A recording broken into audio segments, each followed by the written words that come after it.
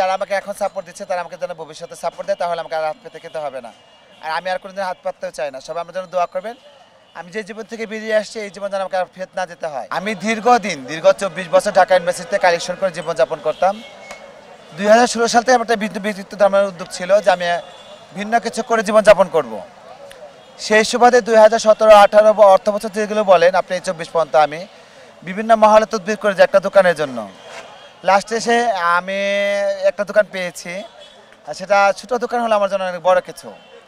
আর এর আগে আমি 2019-20 অর্থ বছর আমি করোনাকালীন মুহূর্তে আমি ঢাকা মেডিকেলে স্বেচ্ছাসেবক হিসেবে কাজ করেছিলাম বিহানলা সংগঠনের উদ্যোগে।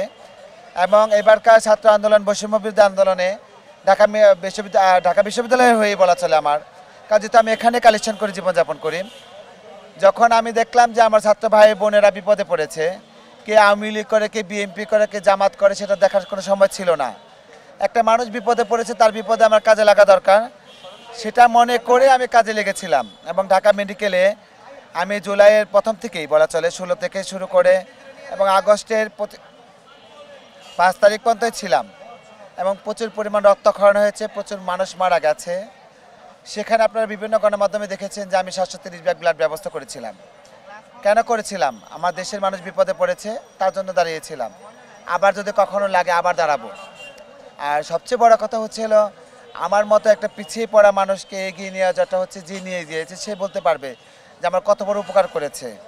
ঢাকা ইউনিভার্সিটির যে কর্তৃপক্ষ আছেন, ডক্টর স্যার, বিসি স্যার, আর এদিকে ছাত্র ভাইরা আছেন, এক সাংবাদিক ভাই আছেন, ছাত্র ভাইদের মধ্যে পাবেল ভাই আছেন, ওদিকে আপনার প্রক্টর অফিসার কামাল স্যার আছেন, এই যারা আছেন তাদের মাধ্যমে কিন্তু আমার পাড়া হারুন স্যার বিভিন্ন মানে আমাকে বিভিন্নভাবে সহযোগিতা করেছেন যে কোথায় গেলে আমার কাজটা হবে।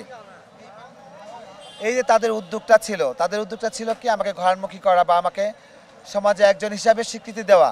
তা আমি মনে করি যারা আমার মতো আছে, যারা কাজ করতে চায়, তাদের দুধে সমাজের আর 5 জন লোক যদি সহযোগিতা করে, অবশ্যই আমার মতো যারা আছে তারা ঘরমুখী হবে এবং সমাজমুখী হবে।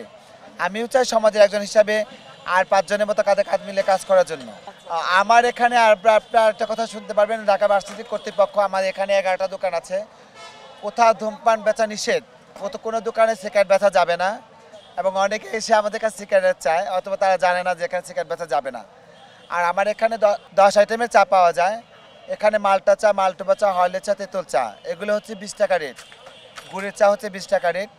বাকি শুধু আছে 10 টাকা হচ্ছে রং চা। তাছাড়া আপনার গুড়ের চা যেগুলো আছে, গুড়ের চা, চিনি চা আছে, আপনার মাল্টা চা হচ্ছে 15 টাকা। আর হচ্ছে হলো আপনার চিনির যে গরু দুধের যে চাটা আছে এটা হচ্ছে 15 টাকা। আর কফি পাওয়া যায় আমার এখানে, ঠান্ডা পানি আছে, আর কি বিস্কিট, কলা, রুটি, যেগুলো সবার নিত্য প্রয়োজন জিনিস বলা চলে, যে মানুষ নাস্তা হিসাবে খেয়ে থাকে। না, সেটা সমাজের লোক এগিয়ে আসতে হবে, কারণ বাংলাদেশ সমাজতান্ত্রিক দেশ। রাষ্ট্রভিত্তিক হলে রাষ্ট্রের দায়ভার কিছু নেয় না, রাষ্ট্রপতির দায়ভার কোনো দিনই নেবে না। এত মানুষ মারা গেছে, রাষ্ট্রপতি দায়ভার নেবে না। রাষ্ট্রপতি কিন্তু দিন শেষে প্রধানমন্ত্রীর উপর দিয়ে দেবে, প্রাক্তন যে প্রধানমন্ত্রী তার উপর দিয়ে দেবে। তো আমার কথা হচ্ছে রাষ্ট্রের দায়ভার থাকে, আমরা সমাজের একটা অংশ, সমাজের ইচ্ছে অনুযায়ী আমাদের চলতে হবে। না, সবার জন্য বলবো যারা আমাকে এখন সাপোর্ট দিচ্ছে তারা আমাকে যেন ভবিষ্যতে সাপোর্ট দেয়, তাহলে আমাকে আর হাত পেতে খেতে হবে না। আর আমি আর কোনোদিন হাত পাততেও চাই না। সবাই আমার জন্য দোয়া করবেন। আমি যে জীবন থেকে বেরিয়ে আসছি এই জীবন যেন আমাকে আর ফেরত না যেতে হয়।